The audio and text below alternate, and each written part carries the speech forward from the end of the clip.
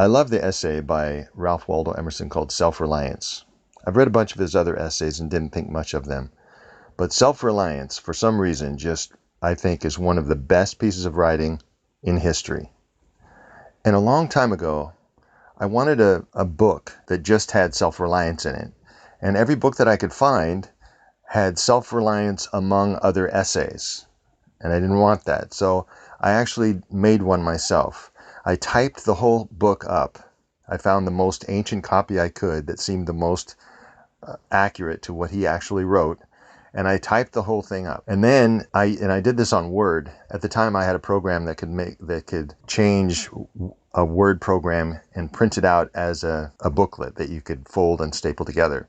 So I did that. But I also made footnotes for all the words in there that I didn't know. And there were a lot of them. And they were words that were in the dictionary, but they were so unused, generally speaking, nowadays, that I didn't know what they were. And I read a lot, and I look up words. And there was a bunch of them I didn't know. So anyway, I put this together with footnotes that define the words. And I am going to now read this to you. Here we go. I read the other day some verses written by an eminent painter, which were original and not conventional. Always the soul hears an admonition in such lines, let the subject be what it may. The sentiment they instill is of more value than any thought they may contain. To believe your own thought, to believe that what is true for you in your private heart is true for all men, that is genius. Speak your latent conviction, and it shall be the universal sense. For always the inmost becomes the outmost, and our first thought is rendered back to us by the trumpets of the last judgment. Familiar as the voice of the mind is to each, the highest merit we ascribe to Moses, Plato, and Milton is that they set at naught books and traditions, and spoke not what men, but what they thought. A man should learn to detect and watch that gleam of light which flashes across his mind from within, more than the luster of the firmament of bards and sages. Yet he dismisses without notice his thought, because it is his. In every work of genius we recognize our own rejected thoughts. They come back to us with a certain alienated majesty. Great works of art have no more affecting lesson for us than this. They teach us to abide by our spontaneous impression with good-humored inflexibility than most when the whole cry of voices is on the other side. Else tomorrow a stranger will say, with masterly good sense, precisely what we have thought and felt all the time, and we shall be forced to take with shame our own opinion from another. There is a time in every man's education when he arrives at the conviction that envy is ignorance, that imitation is suicide, that he must take himself, for better or worse, as his portion, that though the wide universe is full of good, no kernel of nourishing corn can come to him but through his toil, bestowed on the plot of ground which is given him to till. The power which resides in him is new in nature, and none but he knows what that is which he can do, nor does he know until he has tried. Not for nothing, one face, one character, one fact makes much impression on him, and another none. It is not without pre-established harmony, this sculpture in the memory. The eye was placed where one ray should fall, that it might testify to that particular ray. Bravely let him speak the utmost syllable of his confession. We but half express ourselves and are ashamed of that divine idea which each of us represents. It may be safely trusted as proportionate and of good issues, so it be faithfully imparted, but God will not have his work made manifest by cowards. It needs a divine man to exhibit anything divine. A man is relieved and gay when he has put his heart into his work and done his best, but what he has said or done otherwise shall give him no peace. It is a deliverance which does not deliver. In the attempt, his genius deserts him. No muse befriends, no invention, no hope. Trust thyself. Every heart vibrates to that iron string. Accept the place the divine providence has found for you, the society of your contemporaries, the connection of events. Great men have always done so, and confided themselves childlike to the genius of their age, betraying their perception that the eternal was stirring at their heart, working through their hands, predominating in all their being. And we are now men, and must accept in the highest mind the same transcendent destiny, and not pinched in a corner, not cowards fleeing before a revolution, but redeemers and benefactors, pious aspirants to be noble clay under the almighty effort, let us advance on chaos and the dark. What pretty oracles nature yields us on this text in the face and behavior of children, babes, and even brutes. That divided and rebel mind, that distrust of a sentiment because our arithmetic has computed the strength and means opposed to our purpose, these have not. Their mind being whole, their eye is as yet unconquered, and when we look in their faces, we are disconcerted. Infancy conforms to nobody, all conform to it, so that one babe commonly makes 4 or 5 out of the adults who prattle and pray to it. So God has armed youth and puberty and manhood no less with its own piquancy and charm. The word piquancy comes from piquant or piquant, appealingly provocative, charming, interesting, or attractive. So I'll read that again. So God has armed youth and puberty and manhood no less with its own piquancy and charm, and made it enviable and gracious, and its claims not to be put by if it will stand by itself. Do not think the youth has no force because he cannot speak to you and me. Hark, in the next room, who spoke so clear and emphatic? It seems he knows how to speak to his contemporaries. Good heaven, it is he. It is that very lump of bashfulness and phlegm which for weeks has done nothing but eat when you were by, but now rolls out these words like bell-strokes. It seems he knows how to speak to his contemporaries. Bashful or bold then, he will know how to make us seniors very unnecessary. The nonchalance of boys who are sure of a dinner and would disdain as much as a lord to do or say aught to conciliate one is the healthy attitude of human nature. How is a boy the master of society, independent, irresponsible, looking out from his corner on such people and facts as pass by? He tries and sentences them on their merits in the swift, summary way of boys, as good, bad, interesting, silly, eloquent, troublesome. He cumbers himself never about consequences, about interests. He gives an independent, genuine verdict. You must court him. He does not court you. But the man is, as it were, clapped into jail by his consciousness. As soon as he has once acted or spoken with éclat, he is a committed person. Éclat means great brilliance, as of performance or achievement, conspicuous success, great acclamation or applause. As soon as he has once acted or spoken with éclat, he is a committed person, watched by the sympathy or hatred of hundreds, whose affections must now enter into his account. There is no Lethe for this. Lethe is, in Greek and Roman mythology, one of the rivers of Hades, whose waters caused those who drank them to forget all their former life. There is no Lethe for this. Ah, that he could pass again into his neutral, godlike independence. Who can thus lose all pledge, and, having observe again from the same unaffected, unbiased, unbribable, unaffrighted innocence? Unaffrighted means unfrightened, unterrified. Who can thus lose all pledge, and, having observe again from the same unaffected, unbiased, unbribable, unaffrighted innocence, must always be formidable, must always engage the poet's and the man's regards. Of such an immortal youth, the force would be felt. He would utter opinions on all passing affairs, which, being seen to be not private but necessary, would sink like darts into the ear of men and put them in fear. These are the voices which we hear in solitude, but they grow faint and inaudible as we enter into the world. Society everywhere is in a conspiracy against the manhood of every one of its members. Society is a joint stock company in which the members agree, for the better securing of his bread to each shareholder, to surrender the liberty and culture of the eater. The virtue in most request is conformity. Self-reliance is its aversion. It loves not realities and creators, but names and customs.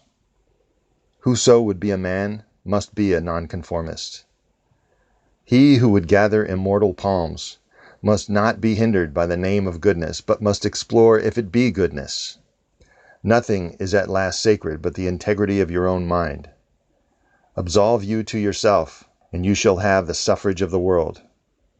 I remember an answer which, when quite young, I was prompted to make a valued adviser who was wont to importune me with the dear old doctrines of the Church. Importune means to beset with insistent or repeated requests, entreat pressingly, to ask for urgently or repeatedly, to annoy, to vex. That's importune.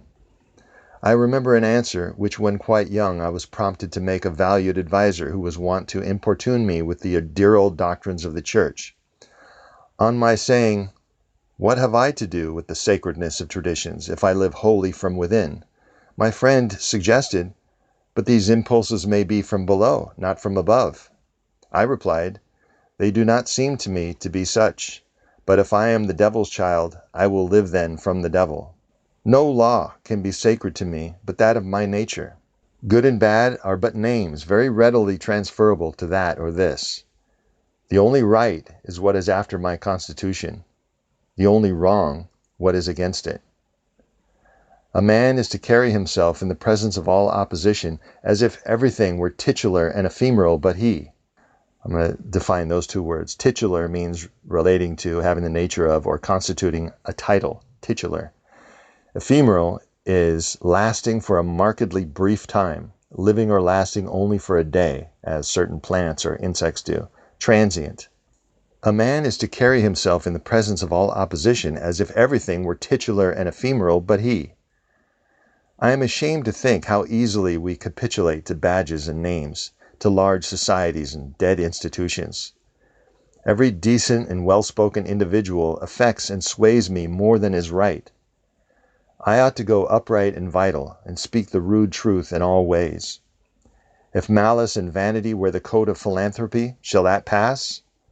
If an angry bigot assumes this bountiful cause of abolition and comes to me with his last news from Barbados, why should I not say to him, "Go love thy infant, love thy wood-chopper, and be good-natured and modest. Have that grace, and never tarnish your hard, uncharitable ambition with this incredible tenderness for black folk 1,000 miles off. Thy love afar is spite at home." Rough and graceless would be such a greeting, but truth is handsomer than the affectation of love.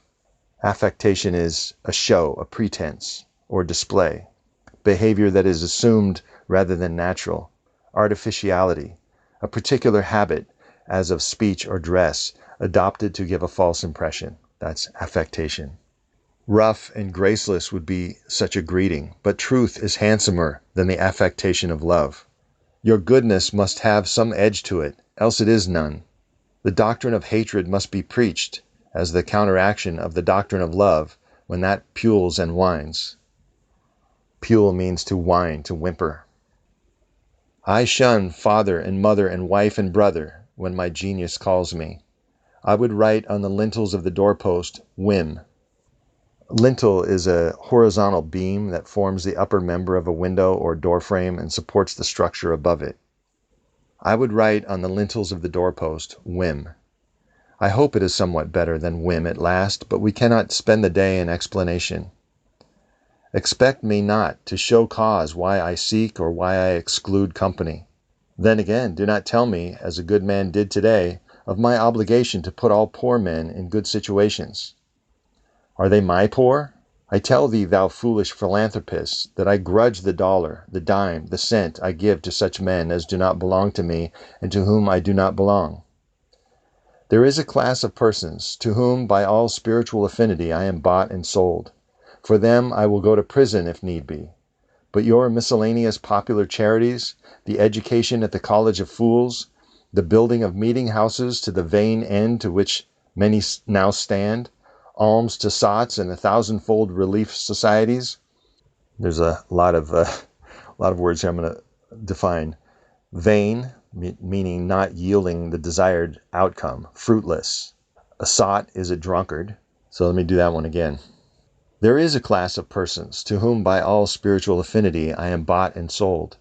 For them I will go to prison if need be. but your miscellaneous popular charities, the education at the College of Fools, the building of meeting houses to the vain end to which many now stand, alms to sots, and the thousandfold relief societies, though I confess with shame I sometimes succumb and give the dollar, it is a wicked dollar, which by and by I shall have the manhood to withhold.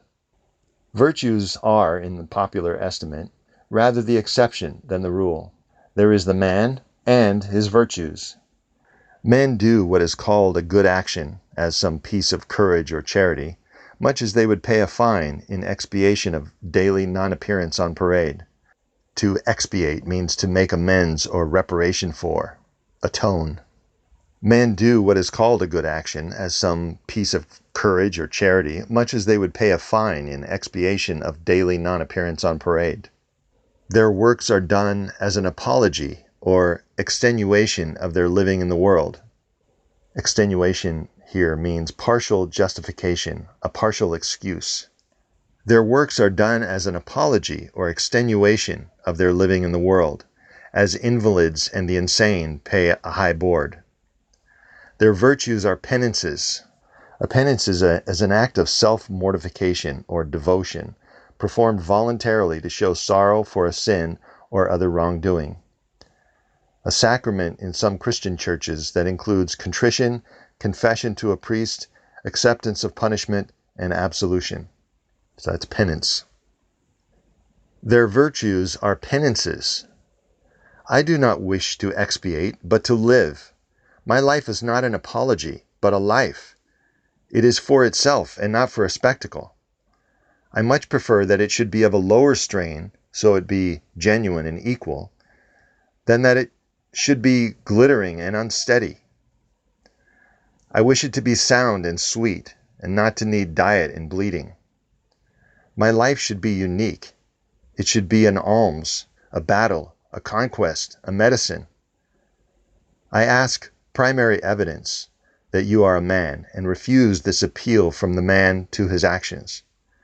I know that for myself it makes no difference whether I do or forbear those actions which are reckoned excellent. I cannot consent to pay for a privilege where I have intrinsic right. Intrinsic just means of or relating to the essential nature of a thing, inherent. I cannot consent to pay for a privilege where I have intrinsic right. Few and mean as my gifts may be, I actually am, and do not need for my own assurance or the assurance of my fellows any secondary testimony. What I must do is all that concerns me, not what the people think.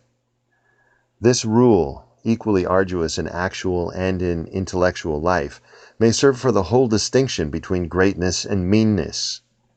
It is the harder because you will always find those who think they know what is your duty better than you know it. It is easy in the world to live after the world's opinion. It is easy in solitude to live after our own. But the great man is he who in the midst of the crowd keeps with perfect sweetness the independence of solitude. The objection to conforming to usages that have become dead to you is that it scatters your force. It loses your time and blurs the impression of your character. If you maintain a dead church, contribute to a dead Bible society, vote with a great party either for the government or against it, spread your table like base housekeepers, under all these screens I have difficulty to detect the precise man you are. And of course so much force is withdrawn from your proper life. But do your thing, and I shall know you. Do your work, and you shall reinforce yourself. A man must consider what a blind man's bluff is this game of conformity. If I know your sect, I anticipate your argument. I hear a preacher announce for his text and topic the expediency of one of the institutions of his church. Do I not know beforehand that not possibly can he say a new and spontaneous word? Do I not know that with all this ostentation of examining the grounds of the institution, he will do no such thing? Ostentation is a pretentious display meant to impress others, boastful showiness. Do I not know that with all this ostentation of examining the grounds of the institution, he will do no such thing? Do I not know that he is pledged to himself not to look but at one side, the permitted side, not as a man, but as a parish minister. He is a retained attorney, and these heirs of the bench are the emptiest affectation. Well, most men have bound their eyes with one or another handkerchief, and attached themselves to some one of these communities of opinion. This conformity makes them not false in a few particulars, authors of a few lies, but false in all particulars. Their every truth is not quite true. Their two is not the real two. Their four is not the real four, so that every word they say chagrins us, and we know not where to begin to set them right. Chagrin is a keen feeling of mental unease, as of annoyance or embarrassment, caused by failure, disappointment, or a disconcerting event. Their two is not the real two, their four not the real four, so that every word they say chagrins us, and we know not where to begin to set them right. Meantime, nature is not slow to equip us in the prison uniform of the party to which we adhere. We come to wear one cut of face and figure, and acquire by degrees the gentlest asinine expression. There is a mortifying experience in particular. Mortify means to cause to experience shame, humiliation, or wounded pride. To discipline one's body and physical appetites by self-denial or self-inflicted privation. There is a mortifying experience in particular which does not fail to wreak itself also in the general history. I mean the foolish face of praise, the forced smile which we put on in company where we do not feel at ease, in answer to conversation which does not interest us. The muscles not spontaneously moved, but moved by a low, usurping willfulness, grow tight about the outlines of the face. Usurping is to seize and hold the power, for example, or the rights of another, by force and without legal authority, to take over or occupy without right. The muscles, not spontaneously moved, but moved by a low, usurping willfulness, grow tight about the outline of the face, and make the most disagreeable sensation, a sensation of rebuke and warning, which no brave young man will suffer twice. Rebuke is to criticize or reprove sharply, reprimand. A sensation of rebuke and warning which no brave young man will suffer twice. For nonconformity, the world whips you with its displeasure, and therefore a man must know how to estimate a sour face. The bystanders look askance on him in the public street or in the friend's parlor. Askance is with disapproval or suspicion or distrust, with a sideways glance, obliquely. The bystanders look askance on him in the public street or in the friend's parlor. If this aversion had its origin in the contempt and resistance like his own, he might well go home with a sad countenance. But the sour face of the multitude, like their sweet faces, have no deep cause, disguise no God, but are put on and off as the wind blows and a newspaper directs. Yet is the discontent of the multitude more formidable than that of the Senate and the college? It is easy enough for a firm man who knows the world to brook the rage of the cultivated classes. Brook here means to put up with, tolerate. It is easy enough for a firm man who knows the world to brook the rage of the cultivated classes. Their rage is decorous and prudent, for they are timid, as being very vulnerable themselves. But when to their feminine rage the indignation of the people is added, when the ignorant and the poor are aroused, when the unintelligent brute force that lies at the bottom of society is made to growl and mow, it needs the habit of magnanimity and religion to treat it godlike as a trifle of no concernment. The other terror that scares us from self-trust is our consistency, a reverence for our past act or word, because the eyes of others have no other data for computing our orbit than our past acts, and we are loath to disappoint them. But why should you keep your head over your shoulder? Why drag about this monstrous corpse of your memory, lest you contradict somewhat you have stated in this or that public place? Suppose you should contradict yourself, what then? It seems to be a rule of wisdom never to rely on your memory alone, scarcely even in acts of pure memory, but to bring the past for judgment into the thousand-eyed present and live ever in a new day. Trust your emotion. In your metaphysics, you have denied personality to the deity. Yet when the devout motions of the soul come, yield to them heart and life, though they should clothe God with shape and color. Leave your theory, as Joseph his coat, in the hands of the harlot, and flee.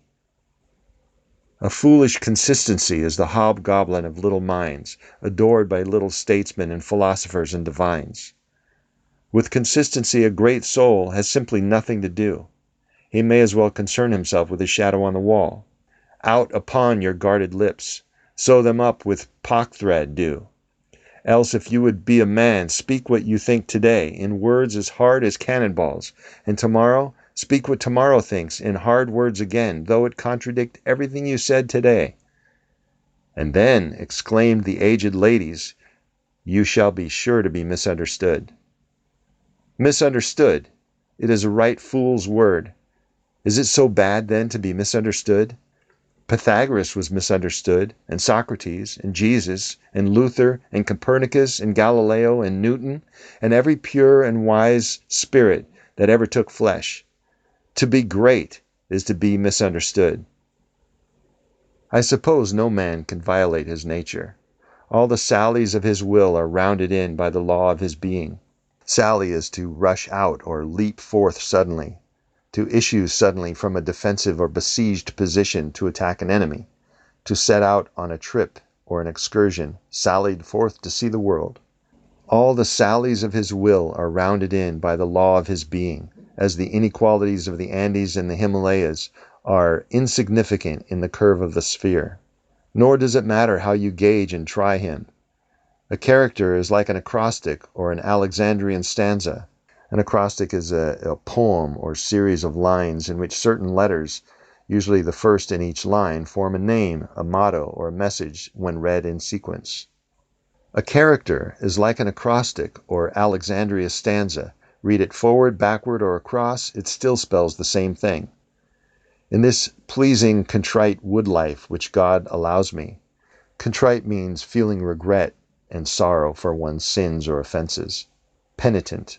In this pleasing, contrite wood life which God allows me, let me record day by day my honest thought without prospect or retrospect, and I cannot doubt it will be found to be symmetrical, though I mean it not and see it not. My book should smell of pines and resound with the hum of insects. The swallow over my window should interweave that thread or straw he carries in his bill into my web also. We pass for what we are. Character teaches above our wills. Men imagine that they communicate their virtue or vice only by overt actions and do not see that virtue or vice emit a breath every moment. Fear never, but you shall be consistent in whatever variety of actions, so they each be honest and natural in their hour. For of one will the actions will be harmonious, however unlike they seem. These varieties are lost sight of when seen at a little distance, at a little height of thought. One tendency unites them all. The voyage of the best ship is a zigzag line of 100 tacks. This is only microscopic criticism. See the line from a sufficient distance, and it straightens itself to the average tendency. Your genuine action will explain itself, and will explain your other genuine actions. Your conformity explains nothing. Act singly, and what you have already done singly will justify you now. Greatness always appeals to the future. If I can be great enough now to do right and scorn eyes, I must have done so much right before as to defend me now. Be it how it will, do right now. Always scorn appearances, and you always may. The force of character is cumulative. All the foregone days of virtue work their health into this. What makes the majesty of the heroes of the Senate and the field, which so fills the imagination? The consciousness of a train of great days and victories behind. There they all stand and shed an united light on the advancing actor. He is attended, as by a visible escort of angels, to every man's eye. That is it which throws thunder into Chatham's voice and dignity into Washington's port. Chatham, by the way, is William Pitt the Elder, Lord Chatham, English statesman, who said, "If I were an American, as I am an Englishman, while a foreign troop was landed in my country, I never would lay down my arms. Never, never, never." That's Chatham. That is it which throws thunder into Chatham's voice, and dignity into Washington's port, and America into Adam's eye. Honor is venerable to us because it is no ephemeris. It is always ancient virtue. We worship it today because it is not of today. We love it and pay it homage because it is not a trap for our love and homage, but is self-dependent, self-derived, and therefore of an old and immaculate pedigree, even if shown in a young person. I hope in these days we have heard the last of conformity and consistency. Let the words be gazetted and ridiculous henceforward. A gazette is a newspaper, an official journal. Let the words be gazetted and ridiculous henceforward. Instead of the gong for dinner, let us hear a whistle from the Spartan fife. Let us bow and apologize nevermore. A great man is coming to eat at my house. I do not wish to please him. I wish that he should wish to please me. I will stand here for humanity, and though I would make it kind, I would make it true. Let us affront and reprimand the smooth mediocrity and squalid contentment of the times. Affront is to insult intentionally, especially openly, to meet defiantly, confront, to meet or encounter face to face. And squalid means dirty and wretched, as from poverty or lack of care, morally repulsive, sordid. Let us affront and reprimand the smooth mediocrity and squalid contentment of the times, and hurl in the face of custom and trade and office the fact which is the upshot of all history, that there is a great responsible thinker and actor moving wherever moves a man, that a true man belongs to no other time or place, but is the center of all things. Where he is, there is nature. He measures you and all men and all events. You are constrained to accept his standard. Ordinarily, everybody in society reminds us of somewhat else, or of some other person. Character, reality, reminds you of nothing else. It takes place of the whole creation. The man must be so much that he must make all circumstances indifferent, put all means into the shade. This all great men are and do. Every true man is a cause, a country, and an age, requires infinite spaces and numbers and time fully to accomplish his thought, and posterity seem to follow his steps as a procession. A man Caesar is born, and for ages after we have a Roman Empire. Christ is born, and millions of minds so grow and cleave to his genius that he is confounded with virtue and the possible of man. Cleave means to adhere, cling, or stick fast, to be faithful, and confound means to fail to distinguish, mix up. Christ is born, and millions of minds so grow and cleave to his genius that he is confounded with virtue and the possible of man.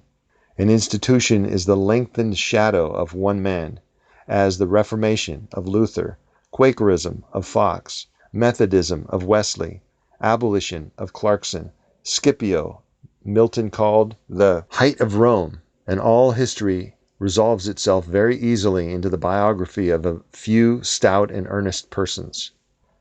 Let a man then know his worth and keep things under his feet. Let him not peep or steal or skulk up and down with the air of a charity boy, a bastard, or an interloper in the world which exists for him. But the man in the street, finding no worth in himself which corresponds to the force which built a tower or sculptured a marble god, feels poor when he looks on these.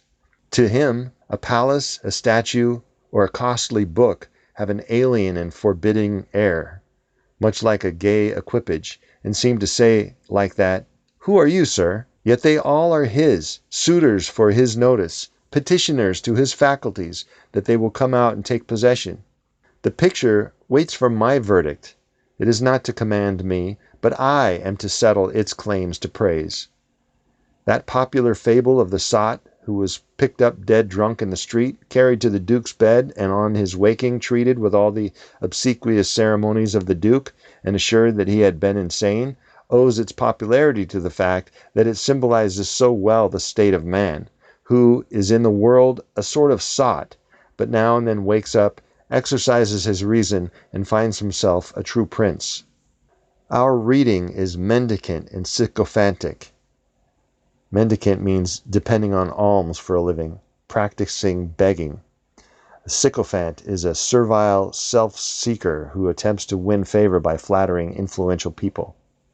Our reading is mendicant and sycophantic. In history, our imagination makes fools of us, plays us false.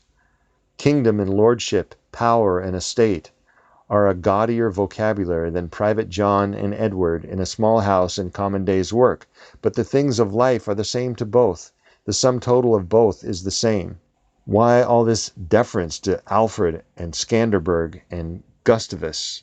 Alfred is the king of Wessex, often called Alfred the Great. Scanderbeg is an Albanian national hero, the son of an Albanian prince. Gustavus I was the king of Sweden, founder of the modern Swedish state. Why all this deference to Alfred and Scanderbeg and Gustavus? Suppose they were virtuous. Did they wear out virtue? As great a stake depends on your private act today, as followed their public and renowned steps. When private men shall act with original views, the luster will be transferred from the actions of kings to those of gentlemen. The world has indeed been instructed by its kings, who have so magnetized the eyes of nations. It has been taught by this colossal symbol the mutual reverence that is due from man to man, the joyful loyalty with which men have everywhere suffered the king, the noble, or the great proprietor to walk among them by a law of his own, make his own scale of men and things, and reverse theirs, pay for benefits not with money but with honor, and represent the law in his person, was the hieroglyphic by which they obscurely signified their consciousness of their own right and comeliness, the right of every man. The magnetism which all original action exerts is explained when we inquire the reason of self-trust. Who is the trustee? Who is the aboriginal self on which a universal reliance may be grounded? What is the nature and power of that science-baffling star, without parallax, without calculable elements, which shoots a ray of beauty even into trivial and impure actions, if the least mark of independence appear? Parallax, by the way, is an apparent change in the direction of an object, caused by a change in observational position that provides a new line of sight. What is the nature and power of that science-baffling star, without parallax, without calculable elements, which shoots a ray of beauty even into trivial and impure actions, if the least mark of independence appear? The inquiry leads us to that source, at once the essence of genius, the essence of virtue, and the essence of life, which we call spontaneity or instinct. We denote this primary wisdom as intuition, whilst all later teachings are tuitions. In that deep force, the last fact behind which analysis cannot go, all things find their common origin. For the sense of being, which in calm hours rises, we know not how, in the soul, is not diverse from things, from space, from light, from time, from man, but one with them, and proceedeth obviously from the same source whence their life and being also proceedeth. We at first share the life by which things exist, and afterwards see them as appearances in nature, and forget that we have shared their cause. Here is the foundation of action, and the fountain of thought. Here are the lungs of that inspiration which giveth man wisdom, of that inspiration of man which cannot be denied without impiety and atheism. We lie in the lap of immense intelligence, which makes us organs of its activity and receivers of its truth. When we discern justice, when we discern truth, we do nothing of ourselves, but allow a passage to its beams. If we ask whence this comes, if we seek to pry into the soul that causes, all metaphysics, all philosophy is at fault. Its presence or absence is all we can affirm. Every man discerns between the voluntary acts of his mind and his involuntary perceptions. And to his involuntary perceptions he knows a perfect respect is due. He may err in the expression of them, But he knows that these things are so, like day and night, not to be disputed. All my willful actions and acquisitions are but roving. The most trivial reverie, the faintest native emotion, are domestic and divine. Thoughtless people contradict as readily the statement of perceptions as of opinions, or rather much more readily, for they do not distinguish between perception and notion. They fancy that I choose to see this or that thing. But perception is not whimsical, but fatal. If I see a trait, my children will see it after me, and in the course of time, all mankind, although it may chance that no one has seen it before me. For my perception of it is as much a fact as the sun. The relations of the soul to the divine spirit are so pure that it is profane to seek to interpose helps. Interpose means to insert or introduce between parts, to place oneself between. The relations of the soul to the divine spirit are so pure that it is profane to seek to interpose helps. It must be that when God speaketh, he should communicate not one thing, but all things, should fill the world with his voice, should scatter forth light, nature, time, souls, from the center of the present thought, and new date and new create the whole. Whenever a mind is simple and receives a divine wisdom, then old things pass away. Means, teachers, texts, temples fall. It lives now and absorbs past and future into the present hour. All things are made sacred by relation to it, one thing as much as another. All things are dissolved to their center by their cause, and in the universal miracle, petty and particular miracles disappear. If, therefore, a man claims to know and speak of God, and carries you backward to the phraseology of some old, mouldered nation in another country, in another world, believe him not. Mouldered, by the way, is to moulder is to crumble to dust, disintegrate. If, therefore, a man claims to know and speak of God, and carries you backward to the phraseology of some old, mouldered nation in another country, in another world, believe him not. Is the acorn better than the oak, which is its fullness and completion? Is the parent better than the child into whom he has cast his ripened being? Whence, then, is this worship of the past?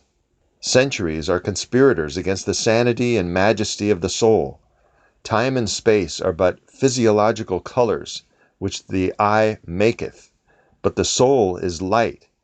Where it is day. Where it was, is night. And history is an impertinence and an injury, if it be anything more than a cheerful apologue or parable of my being and becoming. Impertinent means exceeding the limits of propriety or good manners, improperly forward or bold, not pertinent, irrelevant. Apologue means a moral fable, especially one having animals or inanimate objects as characters. And history is an impertinence and an injury if it be anything more than a cheerful apologue or parable of my being and becoming. Man is timid and apologetic. He is no longer upright. He dare not say, I think, I am, but quotes some saint or sage. He is ashamed before the blade of grass or the blowing rose. These roses under my window make no reference to former roses or to better ones. They are for what they are. They exist with God today. There is no time to them. There is simply the rose. It is perfect in every moment of its existence. Before the leaf bud has burst, its whole life acts in the full-blown flower. There is no more. In the leafless root, there is no less. Its nature is satisfied, and it satisfies nature in all moments alike. There is not time to it. But man postpones or remembers. He does not live in the present, but with reverted eye laments the past, or, heedless of the riches that surround him, stands on tiptoe to foresee the future. He cannot be happy and strong until he, too, lives with nature in the present, above time. This should be plain enough. Yet see what strong intellects dare not yet hear God himself unless he speaks the phraseology of I know not what David or Jeremiah or Paul. We shall not always set so great a price on a few texts, on a few lives. We are like children who repeat by rote the sentences of grandames and tutors, and as they grow older, of the men of talents and character they chance to see, painfully recollecting the exact words they spoke. Afterwards, when they come into the point of view which those who uttered these sayings, they understand them and are willing to let the words go. For at any time they can use words as good when occasion comes. So was it with us. So will it be if we proceed. If we live truly, we shall see truly. It is as easy for the strong man to be strong as it is for the weak to be weak. When we have new perception, we shall gladly disburden the memory of its hoarded treasures as old rubbish. When a man lives with God, his voice shall be as sweet as the murmur of the brook and the rustle of the corn. And now, at last, the highest truth on this subject remains unsaid, probably cannot be said, for all that we say is the far-off remembering of the intuition.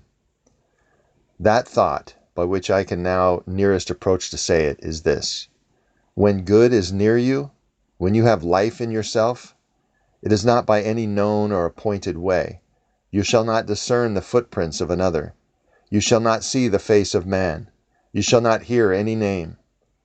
The way, the thought, the good shall be wholly strange and new. It shall exclude all other being. You take the way from man, not to man. All persons that ever existed are its fugitive ministers. There shall be no fear in it. Fear and hope alike are beneath it. It asks nothing. There is somewhat low even in hope. We are then in vision. There is nothing that can be called gratitude nor properly joy. The soul is raised over passion. It seeth identity and eternal causation. It is a perceiving that truth and right are.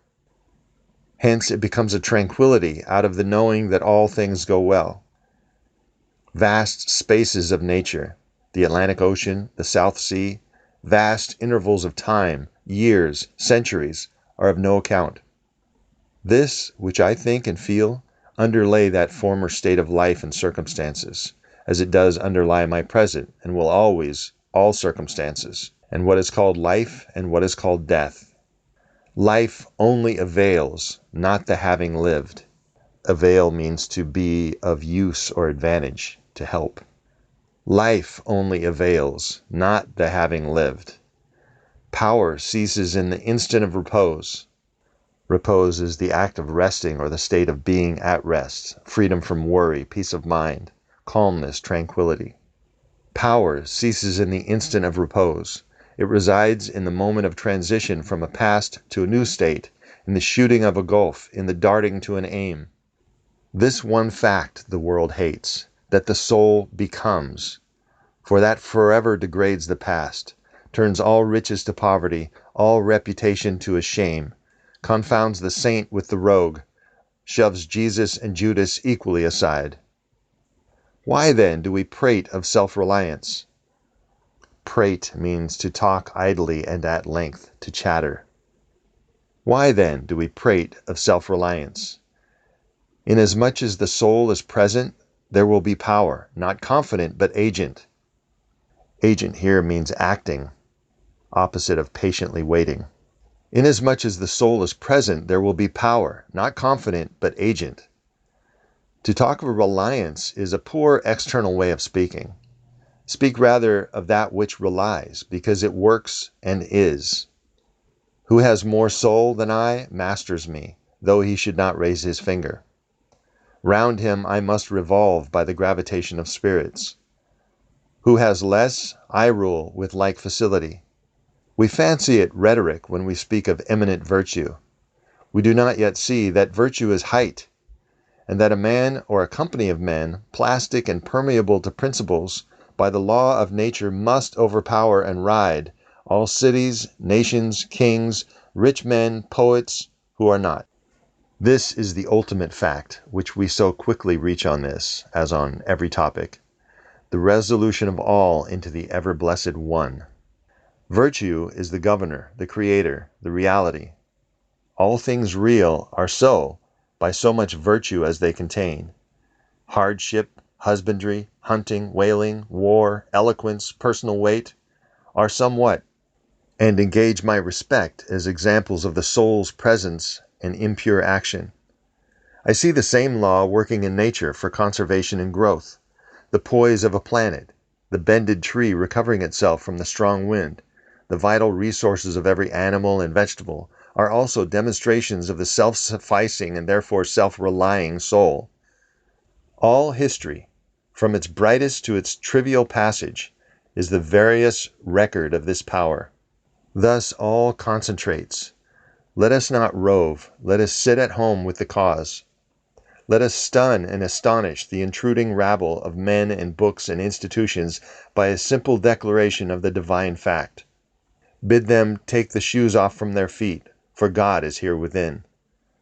Let our simplicity judge them, and our docility to our own law demonstrate the poverty of nature and fortune beside our own native riches.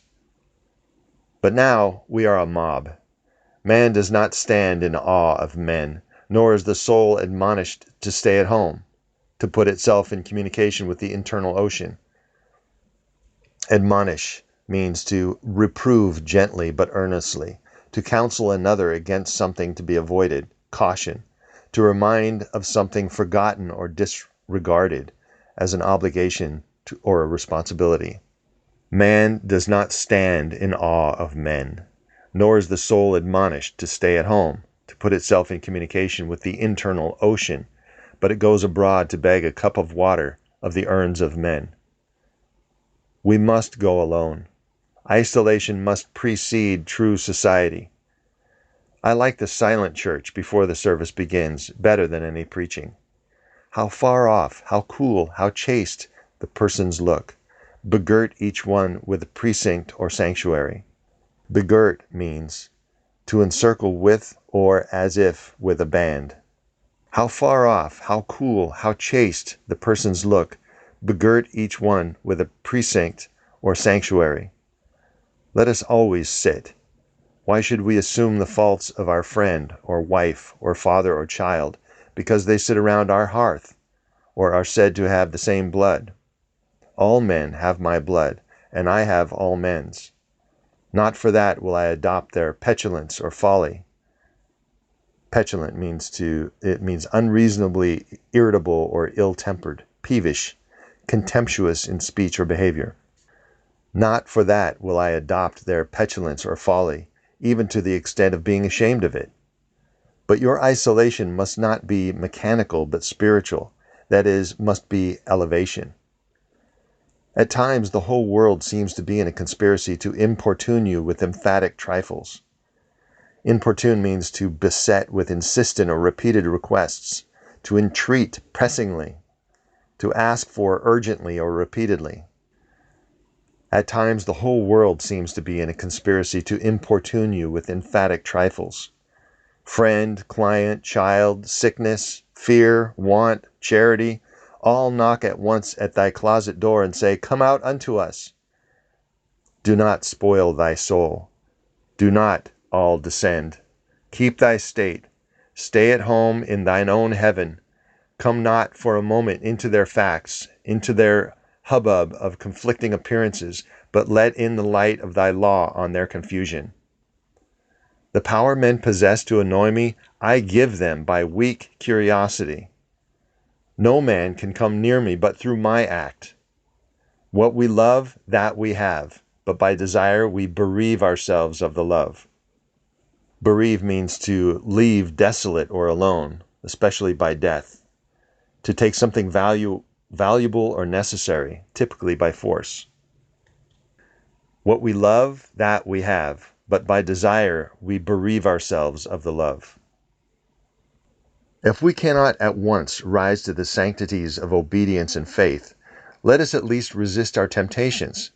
Let us enter into a state of war and wake Thor and Woden, courage and constancy, in our Saxon breasts. This is to be done in our smooth times by speaking the truth. I'm going to just define Thor. Thor is a mythological Norse god of thunder. Woden is a mythological Anglo-Saxon god identified with Odin. Odin is the mythological Norse god of wisdom, war, art, culture, and the dead, and the supreme deity and creator of the cosmos and human beings. Saxon is a member of a West Germanic tribal group that inhabited northern Germany and invaded Britain in the 5th and 6th centuries AD. Sanctity means holiness of life or disposition, saintliness. If we cannot at once rise to the sanctities of obedience and faith, let us at least resist our temptations. Let us enter into a state of war and wake Thor and Woden, courage and constancy in our Saxon breasts. This is to be done in our smooth times by speaking the truth. Check this lying hospitality and lying affection. Live no longer to the expectation of these deceived and deceiving people with whom we converse. Say to them, O father, O mother, O wife, O brother, O friend, I have lived with you after appearances hitherto. Henceforward I am the truth's. Be it known unto you that henceforward I obey no law less than the eternal law. I will have no covenants but proximities. Covenant is a binding agreement, a compact. And proximity is the state, quality, sense, or fact of being near or next, closeness. I will have no covenants but proximities. I shall endeavor to nourish my parents, to support my family, to be the chaste husband of one wife, but these relations I must fill after a new and unprecedented way. I appeal from your customs. I must be myself. I cannot break myself any longer for you, or you. If you can love me for what I am, we shall be the happier. If you cannot, I will still seek to deserve that you should. I must be myself. I will not hide my tastes or aversions. I will so trust that what is deep is holy, that I will do strongly before the sun and moon whatever inly rejoices me and the heart appoints. If you are noble, I will love you. If you are not, I will not hurt you and myself by hypocritical attentions. If you are true, but not in the same truth with me, cleave to your companions, I will seek my own. I do this not selfishly, but humbly and truly. It is alike your interest and mine, and all men's, however long we have dwelt in lies, to live in truth. Does this sound harsh today? You will soon love what is dictated by your nature as well as mine, and if we follow the truth, it will bring us out safe at last. But so may you give these friends pain. Yes, but I cannot sell my liberty and my power to save their sensibility. Sensibility is the ability to feel or perceive, refined awareness and appreciation in matters of feeling, the quality of being affected by changes in the environment. But so you may give these friends pain. Yes, but I cannot sell my liberty and my power to save their sensibility. Besides, all persons have their moments of reason, when they look out into the region of absolute truth. Then they will justify me and do the same thing. The populists think that your rejection of popular standards is a rejection of all standard, and mere antinomianism, and the bold sensualist will use the name of philosophy to gild his crimes. Antinomianism is theology, the doctrine or belief that the gospel frees Christians from required obedience to any law, whether scriptural, civil, moral, and that salvation is attained solely through faith and the gift of divine grace. Gild means to cover with or as if with a thin layer of gold, to give an often deceptively attractive and improved appearance to. The populists think that your rejection of popular standards is a rejection of all standard and mere antinomianism, and the bold sensualist will use the name of philosophy to gild his crimes. But the law of consciousness abides. To abide means to put up with, tolerate, to wait patiently for, to withstand. But the law of consciousness abides. There are two confessionals, in one or the other of which we must be shriven. To shrive is to hear the confession of and give absolution to a penitent. To obtain absolution for oneself by confessing and doing penance. There are two confessionals, in one or the other of which we must be shriven. You may fulfill your round of duties by clearing yourself in the direct or in the reflex way. Consider whether you have satisfied your relations to father, mother, cousin, neighbor, town, cat, and dog, whether any of these can upbraid you. Upbraid means to sharply voice disapproval, to express disappointment, disapproval, or criticism, to scold. Consider whether you have satisfied your relations to father, mother, cousin, neighbor, town, cat, and dog, whether any of these can upbraid you. But I may also neglect this reflex standard and absolve me to myself. Absolve means to pronounce clear of guilt or blame, to relieve of a requirement or an obligation, to grant a remission of sin, to pardon. But I may also neglect this reflex standard and absolve me to myself. I have my own stern claims in perfect circle. It denies the name of duty to many offices that are called duties. But if I can discharge its debts, it enables me to dispense with the popular code. If anyone imagines that this law is lax, let him keep its commandment one day.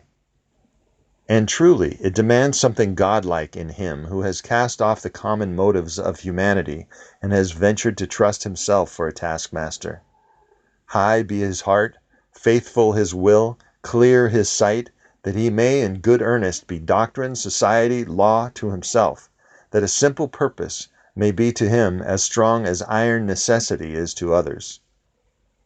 If any man consider the present aspects of what is called by distinction society, he will see the need of these ethics. The sinew and heart of man seem to be drawn out, and we are become timorous, desponding whimperers. Timorous means full of apprehensiveness, timid. Despond means to become disheartened or discouraged. The sinew and heart of man seem to be drawn out, and we are become timorous, desponding whimperers. We are afraid of truth, afraid of fortune, afraid of death, and afraid of each other. Our age yields no great and perfect persons. We want men and women who shall renovate life and our social state, but we see that most natures are insolvent, cannot satisfy their own wants. Insolvent means unable to meet debts or discharge liabilities, bankrupt. We want men and women who shall renovate life and our social state, but we see that most natures are insolvent, cannot satisfy their own wants, have an ambition out of all proportion to their practical force, and so do lean and beg day and night continually. Our housekeeping is mendicant. Mendicant means depending on alms for a living, practicing begging. A member of an order of friars forbidden to own property in common, who work or beg for their living. Our housekeeping is mendicant. Our arts, our occupation, our marriages, our religion, we have not chosen, but society has chosen for us. We are parlor soldiers. The rugged battle of fate, where strength is born, we shun.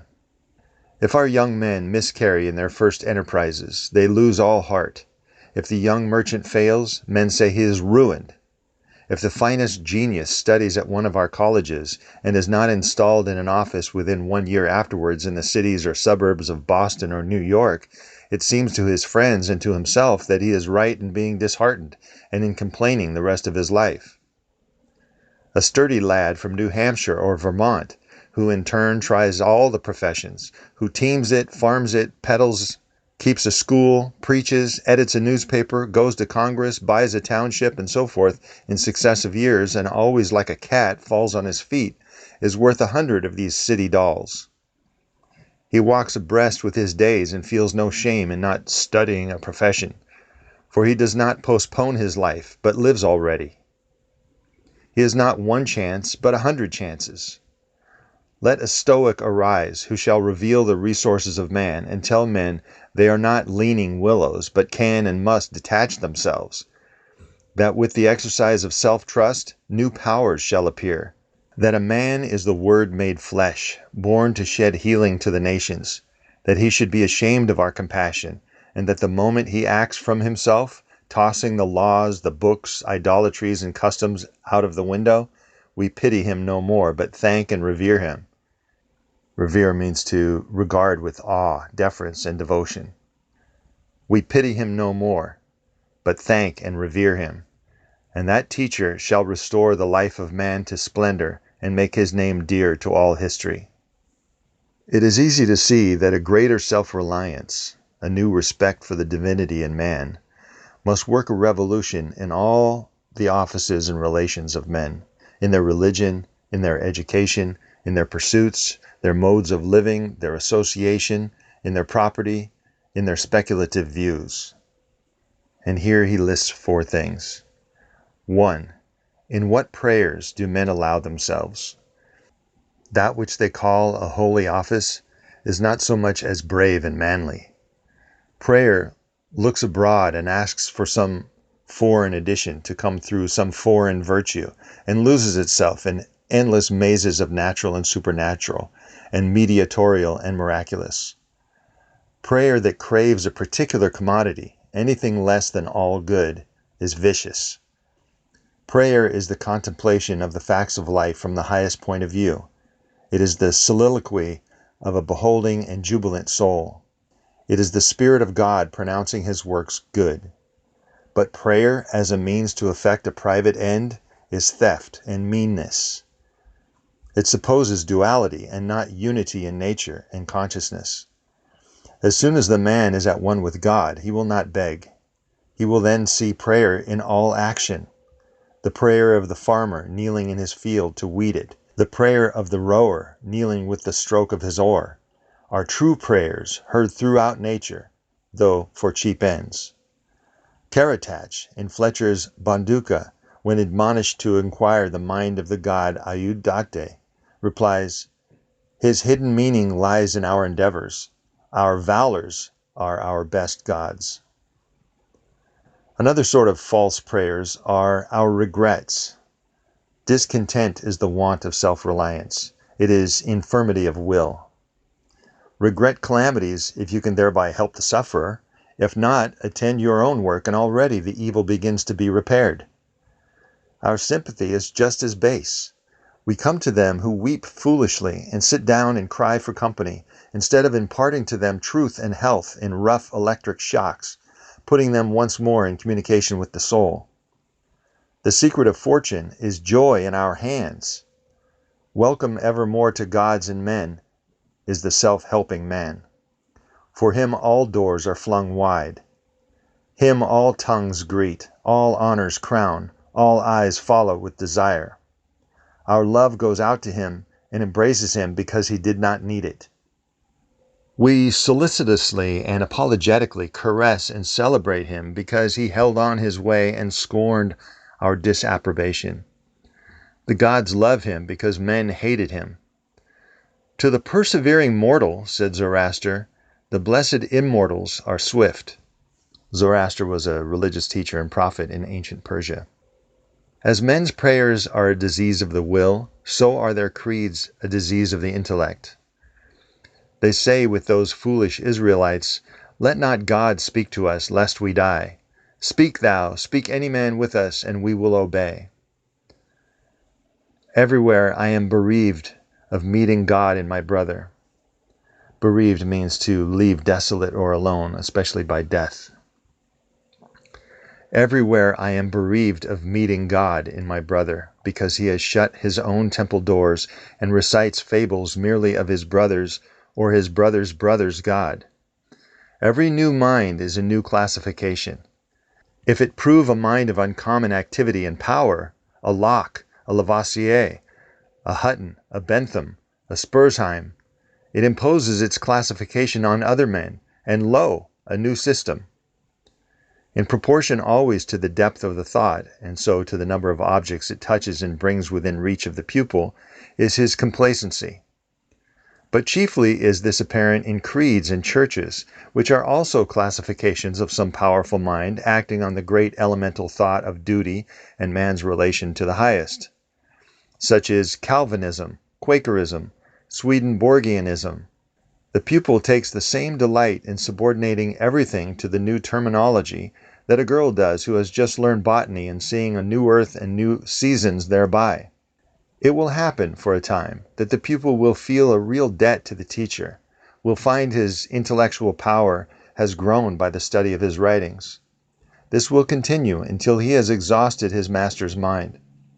But in all unbalanced minds, the classification is idolized, passes for the end and not for a speedily exhaustible means, so that the walls of the system blend to their eye in the remote horizon with the walls of the universe. The luminaries of heaven seem to them hung on the arch their master built. They cannot imagine how you aliens have any right to see, how you can see. It must be somehow that you stole the light from us. They do not yet perceive that light, unsystematic, indomitable, will break into any cabin, even into theirs. Let them chirp a while and call it their own. If they are honest and do well, presently their neat new pinfold will be too straight and low. A pinfold is an enclosure where stray animals are confined. If they are honest and do well, presently their neat new pinfold will be too straight and low, will crack, will lean, will rot and vanish, and the immortal light, all young and joyful, million-orbed, million-colored, will beam over the universe as on the first morning. It is for want of self-culture that the idol of traveling, the idol of Italy, of England, of Egypt, remains for all educated Americans. They who made England, Italy, or Greece venerable in the imagination, venerable means commanding respect by virtue of age, dignity, character, or position. Those who made England, Italy, or Greece venerable in the imagination did so not by rambling round creation as a moth round a lamp, but by sticking fast where they were, like an axis of the earth. In manly hours we feel that duty is our place, and that the merry men of circumstance should follow as they may. The soul is no traveler. The wise man stays at home with the soul, and when his necessities, his duties, on any occasion call him from his house, or into foreign lands, he is at home still, and is not gadding abroad from himself. To gad is to move about restlessly and with little purpose.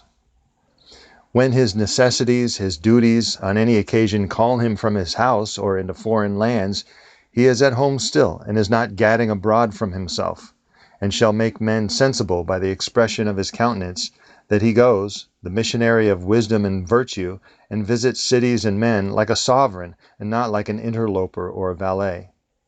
A sovereign is one that exercises supreme permanent authority, and an interloper is one that interferes with the affairs of others, often for selfish reasons, a meddler. He goes, the missionary of wisdom and virtue, and visits cities and men like a sovereign, and not like an interloper or a valet. I have no churlish objection to the circumnavigation of the globe for the purposes of art. A churl is a rude, boorish person. I have no churlish objection to the circumnavigation of the globe for the purposes of art, of study, and benevolence, so that the man is first domesticated, or does not go abroad with the hope of finding somewhat greater than he knows. He travels to be amused, or to get somewhat which he does not carry, travels away from himself, and grows old even in youth among old things. In Thebes, in Palmyra, his will and mind have become old and dilapidated as they. He carries ruins to ruins. Traveling is a fool's paradise. We owe to our first journeys the discovery that place is nothing. At home I dream that at Naples, at Rome, I can be intoxicated with beauty and lose my sadness. I pack my trunk, embrace my friends, embark on the sea, and at last wake up in Naples, and there beside me is the stern fact and sad self, unrelenting, identical, that I fled from. I seek the Vatican and the palaces. I affect to be intoxicated with sights and suggestions, but I am not intoxicated. My giant goes with me wherever I go. Remember, I told you he was making a list of 4 things here. I forgot to say number 2 when I started talking about traveling. So that was number 2. And now number 3.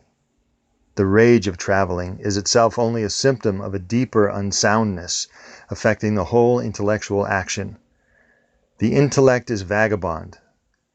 Vagabond is a person without a permanent home who moves from place to place, a vagrant, a tramp, a wanderer, a rover.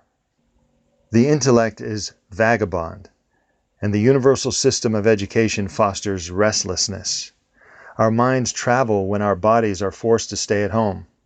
We imitate, and what is imitation but the traveling of the mind? Our houses are built with foreign tastes. Our shelves are garnished with foreign ornaments. Our opinions, our tastes, our whole minds lean and follow the past and the distant, as the eyes of a maid follow her mistress. The soul created the arts wherever they have flourished. It was in his own mind that the artist sought the model. It was an application of his own thought to the thing to be done and the conditions to be observed. And why need we copy the Doric or the Gothic model? Beauty, convenience, grandeur of thought, and quaint expression are as near to us as to any. And if the American artist will study with hope and love the precise thing to be done by him, considering the climate, the soil, the length of the day, the wants of the people, the habit and form of the government, he will create a house in which all of these find themselves fitted, and taste and sentiment will be satisfied also. Insist on yourself. Never imitate.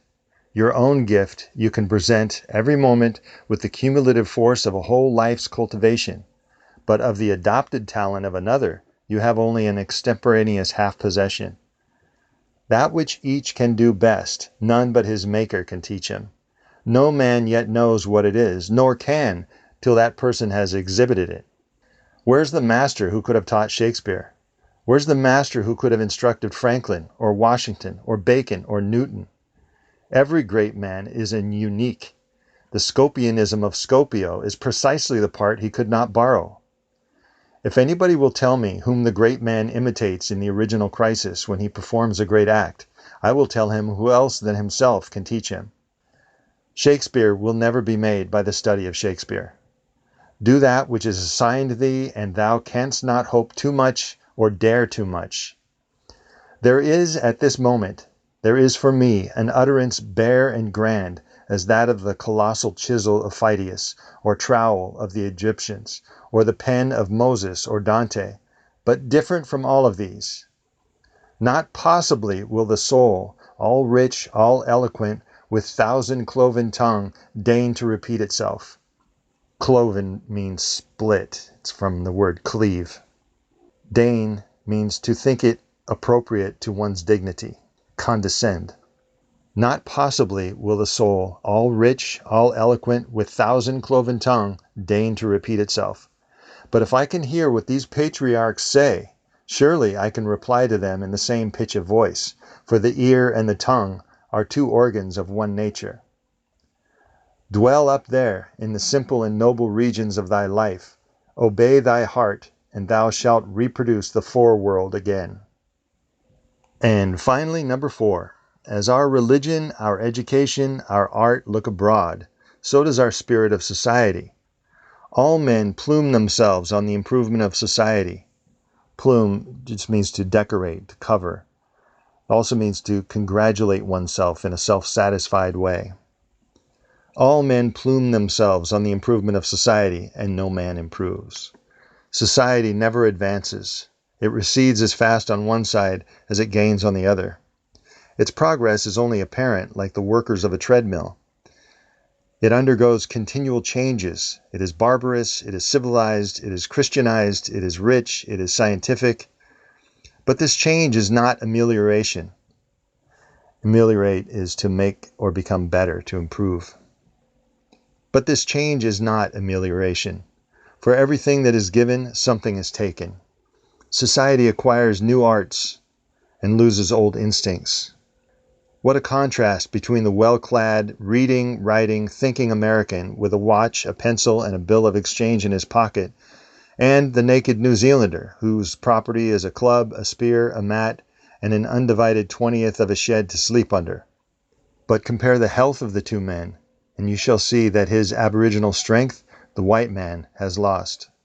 If the traveler tell us truly, strike the savage with a broad axe, and in a day or two the flesh shall unite and heal as if you struck the blow into soft pitch, and the same blow shall send the white to his grave.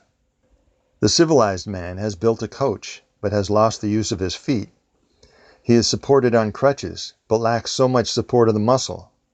He has got a fine Geneva watch, but he has lost the skill to tell the hour by the sun. A Greenwich nautical almanac he has, and so being sure of the information when he wants it, the man in the street does not know a star in the sky. The solstice he does not observe, the equinox he knows as little, and the whole bright calendar of the year, is without a dial in his mind. His notebooks impair his memory. His libraries overload his wit. The insurance office increases the number of accidents.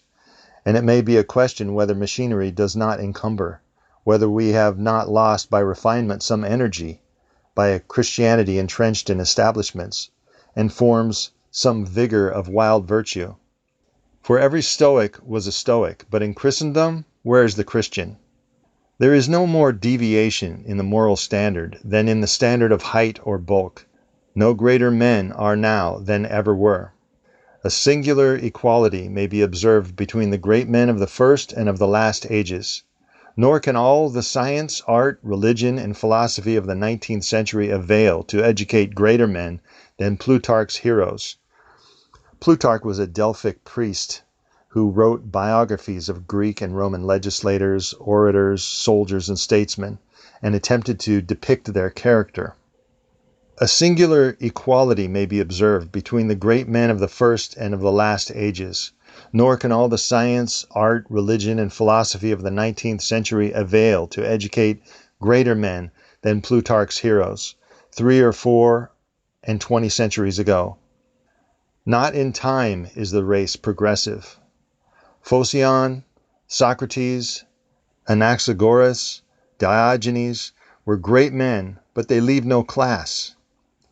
He who is really of their class will not be called by their name, but be wholly his own man, and in his turn a founder of a sect. The arts and inventions of each period are only its costume and do not invigorate men. The harm of the improved machinery may compensate its good. Hudson and Bering accomplished so much in their fishing boats as to astonish Parry and Franklin, whose equipment exhausted the resources of science and art. Galileo, with an opera glass, discovered a more splendid series of facts than anyone since. Columbus found the New World in an undecked boat. It is curious to see the periodical disuse and perishing of means and machinery which were introduced with loud laudation a few years or centuries before. Laudation is expressing or conferring praise. It is curious to see the periodical disuse and perishing of means and machinery which were introduced with loud laudation a few years or centuries before. A great genius returns to essential man. We reckoned the improvements of the art of war among the triumphs of science, yet Napoleon conquered Europe by the bivouac. Bivouac is a temporary encampment, often in an unsheltered area. We reckoned the improvements of the art of war among the triumphs of science, yet Napoleon conquered Europe by the bivouac, which consisted of falling back on naked valor and disencumbering it of all aids. The emperor held it impossible to make a perfect army, says Las Casas, without abolishing our arms, magazines, commissaries, and carriages, until, in imitation of the Roman custom, the soldier should receive his supply of corn, grind it in his hand mill, and bake his bread himself. Society is a wave. The wave moves onward, but the water of which it is composed does not. The same particle does not rise from the valley to the ridge. Its unity is only phenomenal. The persons who make up a nation today die, and their experience with them. And so the reliance on property, including the reliance on governments which protect it, is the want of self-reliance. Men have looked away from themselves and at things so long they have come to esteem what they call the soul's progress, namely the religious, learned, and civil institutions as guards of property, and they depreciate assaults on property. They measure their esteem of each other by what each has, and not by what each is. But a cultivated man becomes ashamed of what he has, out of a new respect for his being. Especially he hates what he has if he sees that it is accidental, came to him by inheritance, or a gift, or crime. Then he feels that it is not having, it does not belong to him, has no root in him, and merely lies there because no revolution or no robber takes it away. But that which a man is, does always by necessity acquire, and what the man acquires is permanent and living property, which does not wait the beck of rulers or mobs or revolutions or fire or storm or bankruptcies, but perpetually renews itself wherever the man is put. Thy lot or portion of life, said the Caliph Ali, is seeking after thee. Therefore be at rest from seeking after it. Our dependence on these foreign goods leads us to our slavish respect for numbers. The political parties meet in numerous conventions. The greater the concourse, and with each new uproar of announcement, the delegation from Essex, the Democrats from New Hampshire, the Whigs of Maine, the young patriot feels himself stronger than before by a new thousand of eyes and arms. In like manner, the reformers summon conventions and vote and resolve in multitude. But not so, O friends, will the God deign to enter and inhabit you, but by a method presently the reverse. It is only as a man puts off from himself all external support and stands alone that I see him to be strong and to prevail. He is weaker by every recruit to his banner. Is not a man better than a town? Ask nothing of men, and in the endless mutation, thou only firm column must presently appear the upholder of all that surrounds thee. He who knows that power is in the soul, that he is weak only because he has looked for good out of him and elsewhere, and so, perceiving, throws himself unhesitatingly on his thought, instantly rights himself, stands in the erect position, commands his limbs, works miracles, just as a man who stands on his feet is stronger than a man who stands on his head. So use all that is called fortune. Most men gamble with her, and gain all and lose all as her wheel rolls.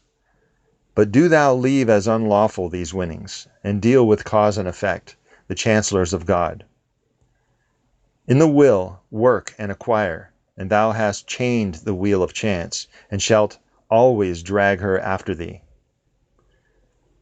A political victory, a rise of rents, the recovery of your sick, or the return of your absent friend, or some other quite external event raises your spirits, and you think good days are preparing for you. Do not believe it. It can never be so.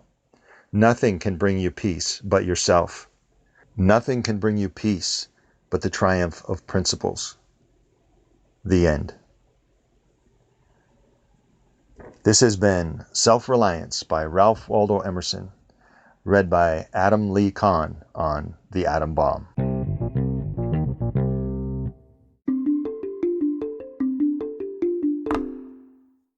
This Atom Bomb podcast episode is sponsored by Anchor, a podcast platform, the one I'm using to make this podcast. It's super easy to use and allows you to easily create your own podcast. You can record and edit your audio right onto the app. In fact, you can do everything on your phone. Anchor also makes it easy to monetize your podcast and get wide distribution. Anchor automatically makes your podcast available on Apple Podcasts, Spotify, Google Podcasts, and more. You can download the Anchor app for free or go to anchor.fm to get started.